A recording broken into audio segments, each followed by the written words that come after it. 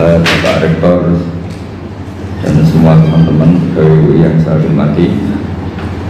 Di sini kita akan mengkaji faslun fil musyarakah ila nusyi fid dima. Bab seharusnya ngambil sikap cepat, musyarakah itu ngambil sikap cepat untuk menyelamatkan mengalirnya darahnya orang Islam. Di sini Imam Izzuddin Abi Salam mengambil ayat wajah rajulun min aqsal Madinah yas'a qala ya Musa innal mal ya'tamiruna bika liyaqtuluka fakhrus inni laka minan nasihin. Terus beliau memberi penjelasan wa kadzalikal musara'atu fi amrin diniyyin yuqafu fautu. Jadi begini ya, kalau dalam fikih Islam misalnya ini ada di beberapa literatur fikih, di semua fikih baik mazhab Syafi'i, Hanafi, Hambali, di semua kitab fikih.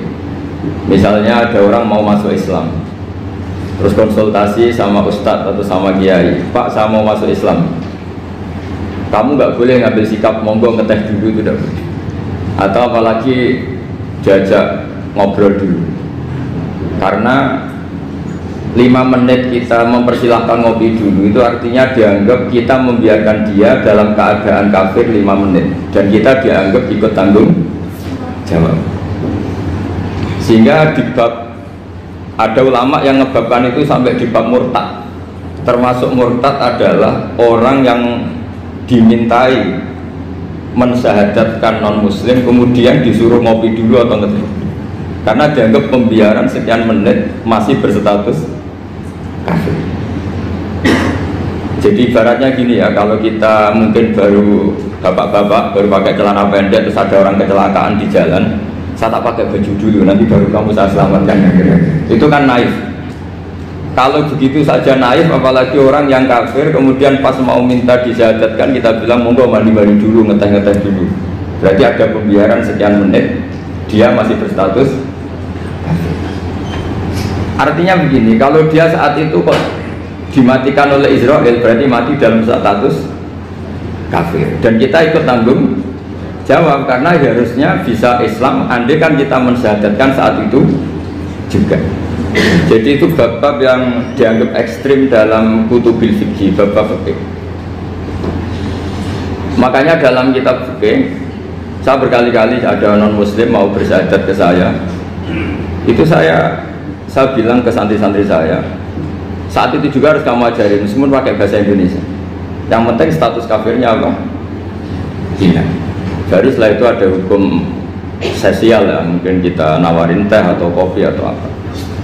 Makanya di sini dibabkan bab seseorang harus tergesa-gesa atau bercepat-cepat atau ngambil sikap bergegas untuk melakukan kebaikan.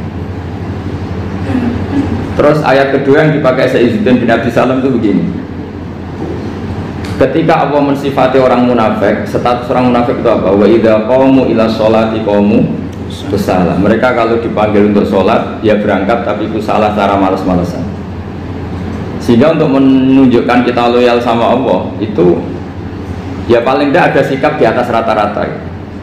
Makanya ada sa'i ya, lari-lari kecil, tawaf juga disunatkan ada lari-lari kecil, disebut ar-romal, romal itu lari-lari kecil untuk menunjukkan bahwa kita loyal sama Allah itu tidak sak kobri cara Jawa. Nah itu dibabkan sendiri. Jadi beda antara tergesa-gesa sama ekspresi serius. Jadi musyarakah itu ya kira-kira kan nggak mungkin lah kita dipanggil rektor atau kiai atau orang tua kita terus jalan leha-leha, itu kan nggak mungkin. Apalagi ini yang manggil Allah Subhanahu wa ta'ala. Makanya dibabkan faslun fil musyarakah ila nusyi fid dima. Nah contoh yang diambil di sini begini. Ketika ada debat terbuka antara Fir'aun dan Musa, saya ulang lagi ya, ada debat terbuka antara Musa dan Fir'aun, kan Nabi Musa datang ke Fir'aun. Lalu kata Fir'aun, ini asal-usul ayat ini saya terangkan sejarahnya. Kata Fir'aun, lalu kalau kamu tidak nuhankan saya, Tuhan kamu siapa?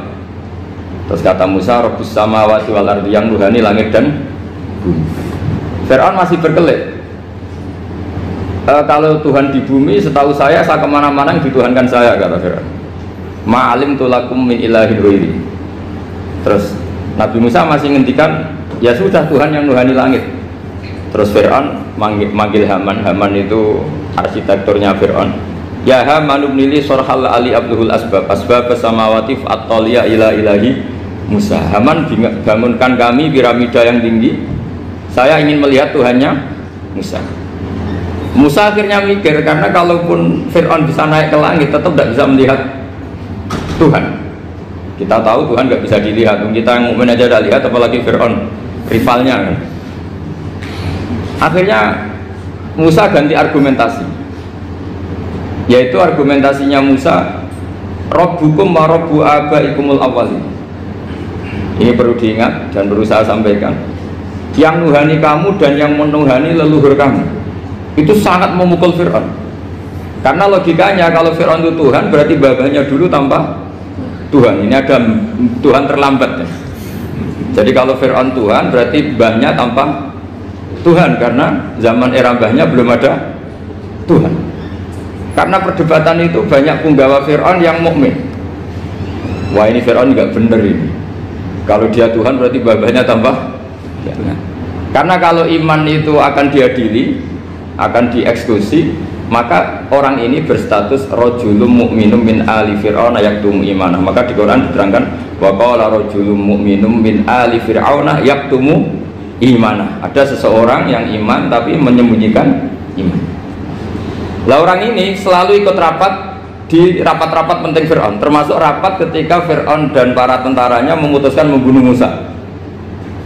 Karena dia ikut rapat dan eksekutornya besok disuruh nangkap Musa, orang ini malam itu juga nemuin Musa terus bilang innal mal ayat tamiru nabikal yaktuluka Musa. Rapat tadi malam memutuskan kamu besok dibunuh, maka kamu harus bergegas meninggalkan Mesir. Nah, dari kesimpulan itu, dari cerita itu kemudian diambil secara hukum fikih bahwa untuk menyelamatkan darah harus jasa, harus bergegas. Andai kan Musa itu kok sak kobre, sak sempate, maka keburu. Andai kan ini rojul ini tadi, orang tadi penasihat tadi, kok sak kobre ya, maka berarti Musa terlanjur tertang. Jadi itu pentingnya ulama ya. Jadi cerita yang linear, cerita yang seakan-akan cerita di tangan ulama tetap menjadi al-ahkam al-fiqhiyah, menjadi ketentuan-ketentuan apa? Fikih. Jadi yang diambil di sini adalah lelaki tadi yang ikut rapat tadi bergegas menemui Musa, memberitahu kalau kamu besok mau dieksekusi, fakrus, maka kamu harus secepatnya keluar dari Mesir untuk menyelamatkan diri. Terus oleh Saizuddin tidak disalah dibabkan bab harus tergesa-gesa menyelamatkan darahnya orang apa? Islam. Jadi ini penting saya sampaikan. Jadi Al-Qasas ya, semua cerita di Quran itu tidak sebagai cerita, karena Quran tidak ingin melahirkan pendongeng, tapi harus menjadi ibrah, menjadi teladan. Jadi makanya terus di kitab-kitab ulumul Quran diterangkan Al-Qasas ya, beberapa cerita di Quran adalah semuanya menjadi ketentuan fikih. Saya ulang lagi ya, semua cerita yang ada di Quran itu menjadi ketentuan fikih, meskipun alurnya apa? Cerita. Kayak tadi kan alurnya cerita bahwa lelaki ini bergegas nemui Musa supaya Musa cepat keluar dari Mesir. Terus dibabkan babul musaroah ila musifid dima. Saya teruskan ya. Wa kama la ra'ayna ma yaqtulu musliman law tabtu'u alaihi la qatalahu fal musaroah ila takhrisihi min wajibatun. Idlaisal unatu mahmudatan fi kulli syai'in falaha mawatin tuhmadu fiha wa mawatin tudammu fiha wa kadzalika al musara'ah wal lain wal dhulta wa ghairuhuma. Nas'alullaha ayuwaffiqana lil amal fi ta'ati fi mawaqi'iha wa madhaniha. Terus cara berpikir ulama, saya pernah baca dalam satu sejarah ulama besar namanya Sufyan Ats-Tsauri. Sufyan Ats-Tsauri itu menjadi wali itu gara-gara kalau sholat di masjid itu beliau datang sebelum adzan. Saya ulang lagi, beliau datang sebelum adzan. Ditanya, kenapa kalau kamu datang sebelum adzan? Saya ini nggak ingin jadi hamba yang buruk. Hamba yang buruk atau pembantu yang buruk adalah setempe nunggu dipanggil. Misalnya kita tahu majikan kita pasti manggil jam 7. Kemudian jam 7 itu Anda masih ngopi, masih tata-tata, itu kan tidak menghormati majikan. Harusnya kamu setempe di jam yang saat itu pasti majikan Anda memanggil. Kata beliau, saya tidak ingin seperti pembantu yang buruk, datang nunggu apa? Dipanggil. Jadi itu ada beberapa spirit ya, atau inspirasi dari aturan-aturan mahabbah. Sebab itu ketika Allah kritik orang munafik, wa idza qamu ila sholati qamu kusala, ketika dipanggil sholat mereka datang bermalas-malasan. Karena ada cintanya sama Allah maka datang berlambat-lambat. Nah berarti kalau ekspresi cinta mengharuskan kita datang bercepat. Makanya dalam istilah lain di Quran ini termasuk balaghatul Quran. Di juz 25 itu istilah menuju Allah itu fafirru ilallah. Kita tahu firar itu maknanya lari apa jalan biasa? Lari. Jadi untuk mengekspresikan mahabbah kita, kangen kita pada Allah, cara bahasa Arab isyak kita, berontok kita sama Allah, tidak diistilahkan jalan tapi fafirru ilallah, harus bergegas berlari. Begitu seterusnya. Maka kalau ada orang Islam, terus ini konsekuensi hukum, ada non muslim minta, Pak, saya tolong ajarkan syahadat. Nggak boleh saya bilang gini, monggo ke dalam dulu. Padahal perjalanan ke rumah saya misalnya setengah jam, nggak boleh. Saat itu meskipun sambil berdiri-diri harus kita tauhidkan. Kamu yakinnya Allah itu satu, Tuhan Allah, harus. Karena kalau ada perjalanan ke rumah 5 menit terus dia kecelakaan, belum syahadat, statusnya mati apa? Kafir. Dan kita ikut terlibat karena sebetulnya bisa mengislamkan saat itu juga. Analoginya kayak tadi loh, orang kecelakaan di jalan karena kita pakai celana pendek, contoh Surian ya, saya tak pakai baju dulu, habis itu dilides truk. Itu kan kita ikut salah karena kita yang punya kesempatan. Tentu yang disalahkan yang punya kesempatan, karena merubah status dari potensi kelides truk menjadi sama sekali gak potensi kelides truk dengan kita inggirkan, meskipun kita dalam keadaan tidak ideal. Sama orang kafir yang mau masuk Islam itu umumnya kiai-kiai kan kadang sebagian disuruh mandi dulu, itu salah sebetulnya. Itu salah sekali, sangat salah. Apalagi nunggu seremonial di masjid, nunggal toko-toko, itu buyutnya salah. Itu gak cuma salah, buyutnya salah. Jadi salah yang akut, itu salah besar ya. Kalau seremonial monggo, tapi kalau mengislamkannya harus saat itu. Apalagi seremonial seminggu lagi nunggu tokoh terkenal, nunggu disyuting dulu, wah itu perilaku show, itu bukan mengislamkan itu. Makanya kita kadang itu, kita yang sebagai peneliti fikih itu kadang itu enggak serg gitu.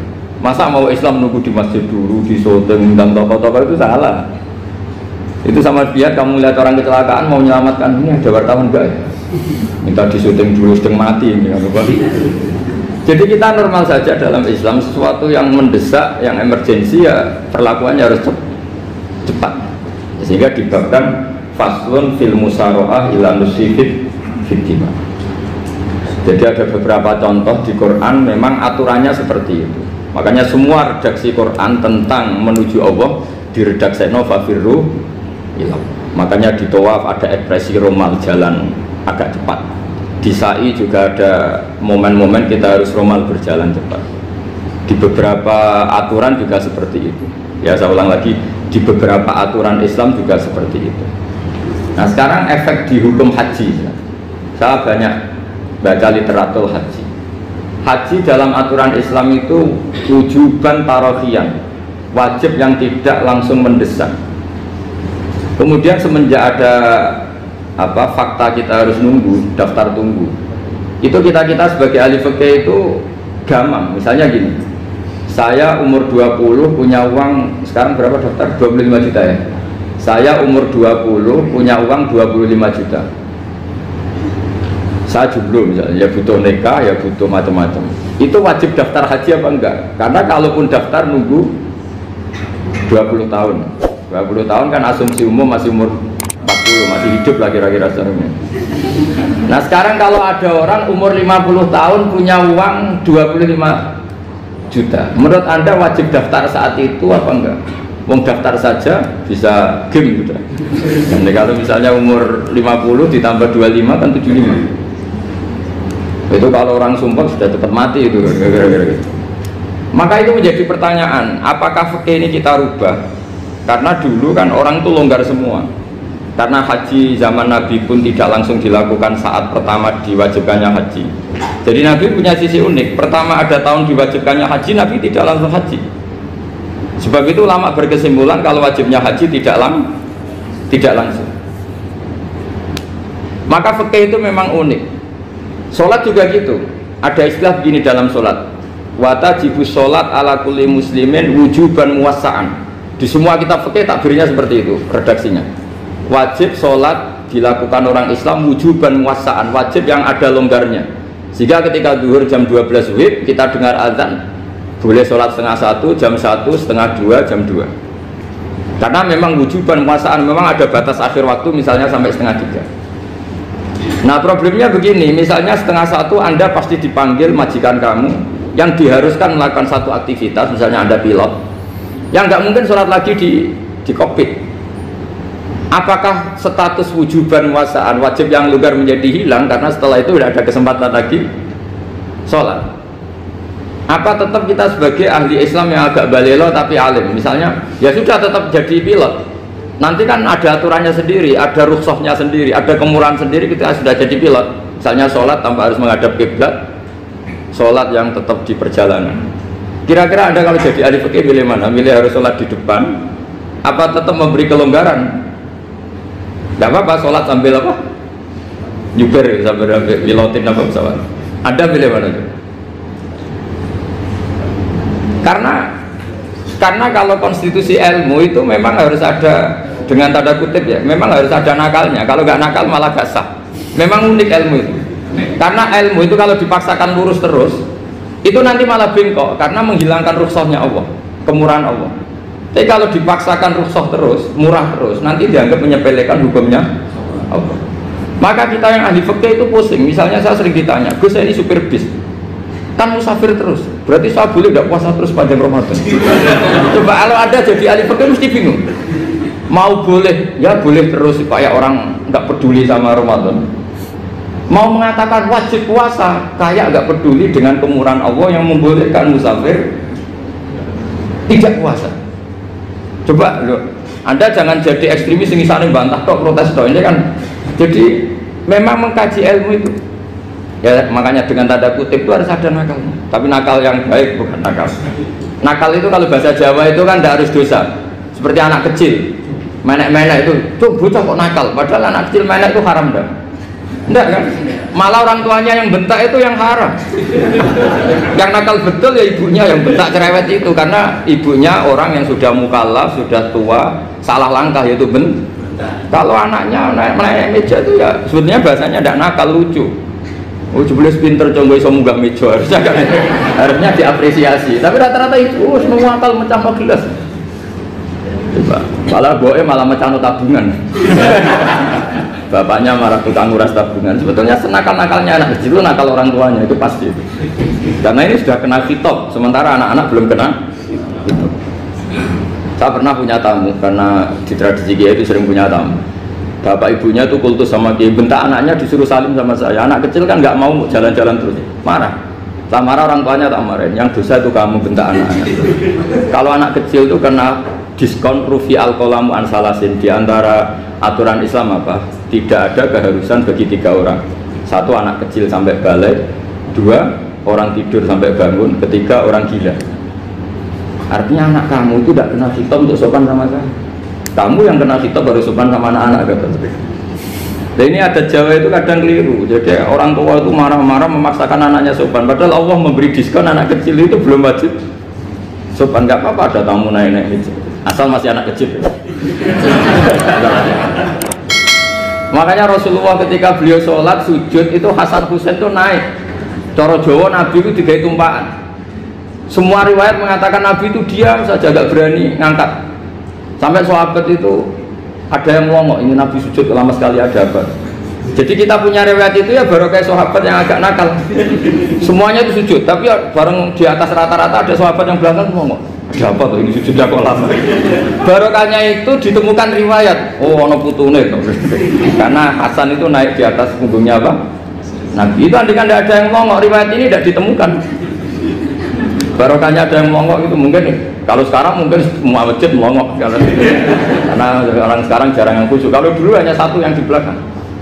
Setelah itu Nabi memberi penjelasan, saya tadi sebetulnya harus mengakhiri sujud saya sesuai aturan umum, tapi ada cucu saya tak biarkan sampai dia puas naik punggung saya, sehingga dia turun baru saya naik. Filosofinya apa? Begini, anak kecil satu udah kena khitab, Dua, jangan sampai sholat itu jadi problem. Kalau Nabi nyentak Hasan, membentak, putu wono bae sholat kok diganggu, maka sholat menjadi trauma. Gara-gara sholat bahasa bentak saya. Lama-lama anak ini trauma dengan sholat karena dianggap problem. Makanya saya termasuk kiai nggak berpendapat anak kecil nggak boleh di masjid. Sering kan anak kecil di masjid, ayo khutbah rame. Saya termasuk setuju, tetap boleh. Kalau dibentak di masjid, maka dia trauma dengan masjid. Misal ke masjid dibentak. Lagi pula kadang-kadang orang tuh gaya-gayaan tok. Wah, rame orang khutbah, ngeramen nih. Padahal kalau nggak diramein anak-anak malah udah tidur. Kita kan nggak bisa menjamin kalau perilaku kita lebih baik gitu. Mendingan kan anak-anak main di masjid timbang di karaoke kan. Jadi kan, lah ini maksudnya saya, ini fikih ya. Fikih itu wilayahnya, makanya jadi ahli fikih itu susah-susah gampang. Jangan hanya berpikir protes dengan ketentuan fikih, mengkaji yang sebanyak-banyaknya. Itu tadi, misalnya Anda seorang supir permanen, supir bis terutama. Kalau truk kan bisa lihat-lihat, kalau bis kan apa ada deadline-nya ya waktu. Seperti bis jurusan Surabaya Semarang, saya kan sering naik bis jurusan Surabaya Semarang. Kadang-kadang supirnya melihat saya tanya, Gus saya ini supir, saya ini Ramadan itu gimana ini? Ya saya sudah ngerti setengah nakal, dan senengnya dijawab rasa poso ya saya tahu. Tapi masalahnya secara fikih kalau kamu mengatakan kamu harus puasa terus, kamu melanggar konstitusi ilmu. Memang musafir punya diskon? Boleh? Tidak puasa. Pertanyaannya, bayarnya kapan? Wong Syawal ya nyupir lagi, Dzulqa'dah nyupir lagi, nanti sampai Ramadan ya. Lah terus, ya pas kamu cuti, biasanya cutinya pas sakit, boleh diskon lagi karena sakit. Coba. Nggak, andai kan ada jadi ahli fikih milih zaman. Lo kalau orangnya soleh terus kayak ustadz-ustadz di sini kayak dosen UI kan, masa dosen UI Universitas Islam nggak Islami kan nggak mungkin. Mungkin memilih poso kan. Masalahnya ini kan hukum untuk orang kebanyakan, nggak boleh hukum musok gak kuat. Sahur jam 3:30 ngombe vitamin pokoknya harus kuat. Itu udah hukum, itu saran. Hukum itu beda dengan saran. Hukum itu hanya berpijak musafir itu boleh iftar. Kalau saran memang boleh, ya usahakan kamu makan 3:30 pas fit nyupir. Terus kalau nyupir selesai jam 10 nanti istirahat. Memangnya majikan bisa ngatur jamnya? Itu fikih. Maka menjadi perdebatan yang namanya pergi itu apa? Menurut Imam Syafi'i pergi itu ya dari rumahnya ke tempat yang asing yang tidak wilayahnya namanya pergi. Menurut Imam Ahmad bin Hanbal enggak. Pergi itu tidak kerja. Jadi orang yang supir yang seperti itu namanya tidak pergi tapi kerja. Tanyakan ke publik, misalnya jenengan ke UI, istri kamu atau suami kamu ditanya, istri kamu kemana? Kira-kira jawabnya bilang pergi jalan-jalan apa bilang kerja? Kerja. Makanya kata Imam Ahmad bin Hanbal, mudi mustafar atau orang yang berprofesi, yang profesinya memang harus pergi, kayak traveling atau supir, maka itu namanya tidak pergi, namanya itu kerja. Karena apa? Sekali distatuskan pergi, maka ikut status yang dikatakan Allah dan Rasul, dapat diskon, boleh tidak puasa. Maka terus kita debat tentang definisi. Nah, definisi ini penting karena yang menjadikan hukum rubah itu definisi. Misalnya gini, mbak ini ngaji saya, statusnya kalau pakai status saya ajnabi, orang lain bapak ajnabiyah, maka hukumnya saya melihat bapak ini haram karena statusnya ajnabi melihat ajnabiyah yang tidak mahram. Tapi kalau di fikih itu ada statusnya. Di antara lelaki boleh muwajahah sama perempuan adalah satu untuk belajar, dua untuk muamalah, tiga untuk kesaksian, empat untuk pengobatan. Itu kan ada pengecualian. Sehingga statusnya sekarang mbak itu belajar apa ingin melihat Gus Bah atau Gus Bah itu mengajar atau ingin melihat Mbak, itu statusnya bisa rubah ya. Makanya kalau sebetulnya kalau kita marung di warung misalnya Padang, kita nggak pilah-pilah, kebetulan pelayannya perempuan, itu masih bisa dikhilaf secara fikih. Saya muamalah marung cuma kebetulan penjaganya. Tapi masalahnya papa ini punya daftar penjaga yang cantik, yang masalah. Maka pertanyaannya itu marung ke situ demi marung apa demi melihat? Tidak jawab saja. Demi marung apa demi melihat? Kalau demi marung supaya kenyang, penjaga yang sangar-sangar juga banyak. Akhirnya kalau demi makan, penjaga yang cowok kan banyak. Kalau demi melihat, berarti yang dihitung kan niatnya. Berarti karena muamalah apa karena melihat? Melihat. Itu status. Jadi makanya kalau mudi musafar itu namanya orang pergi atau orang kerja? Orang kerja. Maka menurut pikirannya Imam Ahmad bin Hambal, seperti itu harus puasa. Karena dia adalah pekerja, bukan musafir. Lalu dalam masalah jumlah 3 hari misalnya, kalau dalam fikih kita, nggak saya kenapa ngomong fikih terus ya, karena banyak yang melupakan fikih. Jenengan pergi haji, zaman Nabi haji itu jamak dan qashar terus. Padahal hajinya Nabi itu, haji itu minimal kan berapa hari minimal itu? 9, 10, 11, 12. Sebenarnya haji itu minimal hanya 4 hari. Karena 13 Dzulhijjah bisa nafar apa? Awal. Kalau nafar awal berarti nggak ada kewajiban nafar sani. Berarti yang wajib betul kan tanggal 9 wukuf di Arafah, terus 10 biasanya ifadah sama balang jumroh apa? Akobah, terus 11, 12 itu kan sudah boleh cabut karena apa? Nafar apa? Awal. Berarti nggak usah nafar apa? Sani. Berarti hanya berapa? 4 hari. Tapi Nabi haji di Mekah Medina itu sampai 40 hari karena perjalanan. Pertanyaannya, ketika Nabi menjamak dan mengqashar itu cara Imam Syafi'i lis safar. Karena Nabi orang Medina datang ke Mekah dengan jarak 460 kilo, maka Nabi boleh jamak dan qashar. Jadi pikiran Imam Syafi'i, jamaknya Nabi itu lis safar karena pergi. Cara pikiran Imam Malik enggak, jawabnya Nabi itu lin nusuk. Nabi menjamak sholat itu karena melakukan ibadah haji. Efeknya adalah orang Mekah kalau haji itu cara Imam Malik meskipun jaraknya dekat boleh apa? Boleh apa? Qashar, boleh jamak qashar.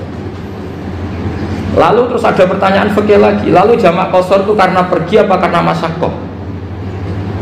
Karena repot. Coba kalau sampean kira-kira jawab. Misalnya kita orang kaya bawa uang 1 miliar naiknya Alphard, ada supirnya, ada ajudannya, pergi di jarak 100 kilo. Masyaqqahnya kan tidak ada sama sekali, apalagi di tol kebetulan nggak macet. Kira-kira boleh jamak nggak? Boleh, terus karena pergi, tapi kan nggak ada repotnya sama sekali. Dibanding misalnya yang ngebis bawa beras 1 pintal gitu kan, udah gitu suruhan orang lagi kan pusing. Maka fikih ini untuk memberi hukum itu, kalau fikih itu menstatuskan dulu. Ini orang boleh jamak itu karena masyaqqah apa karena safar. Lalu kalau setelah karena safar itu karena jaraknya apa tingkat masyaqqahnya. Kalau karena jaraknya ya tidak juga. Tidak juga gini maksudnya. Mungkin Anda tidak pernah terpikir begini. Kalau saya mau ke Jakarta, kemudian sampai Purworejo itu sudah waktu zuhur, saya boleh nggak zuhur di situ sama saya? Boleh kan? Padahal perjalanan saya belum capek. Artinya nunggu boleh jamak itu setelah kita menempuh jarak itu apa menuju, sedang menuju dan niat. Sedang menuju dan niat. Misalnya saya mau ke Jakarta, saya orang Sleman mau ke Jakarta, itu sampai mana itu Magelang itu sudah boleh jamak kan? Boleh nggak? Boleh karena saya mau ke. Nah pertanyaan secara fikih mungkin ada tidak terlintas. Ternyata ditelepon sama istrinya nggak jadi pergi. Padahal sholatnya kadung di jamak duhur dan asar. Apakah setelah di rumah sholat lagi? Sama nggak pernah mikir gitu. Karena nggak nekuni fikih. Jadi orang fikih itu sudah pusing, makanya jangan diprotes terus. Kita ini sudah pusing. Tapi orang itu enak aja protes terus. Nggak pernah jenengan nanti wajib sholat lagi enggak? Dia bolehnya jamak kan berdasar berstatus musafir. Ternyata selama Magelang ditelepon istrinya nggak jadi. Dia kadang sholat duhur dan asar. Setelah pulang masih jam 1. Terus ada asar, wah sholat. Kalau ada sholat lagi apa ada? Jangan saran. Kalau saran, wah sebaiknya sholat lagi. Itu tidak hukum, itu saran itu namanya. Saran dengan hukum beda. Sholat lagi pada. Oh, ketika ada jaga itu berdasar malas atau berdasar hukum? Apa?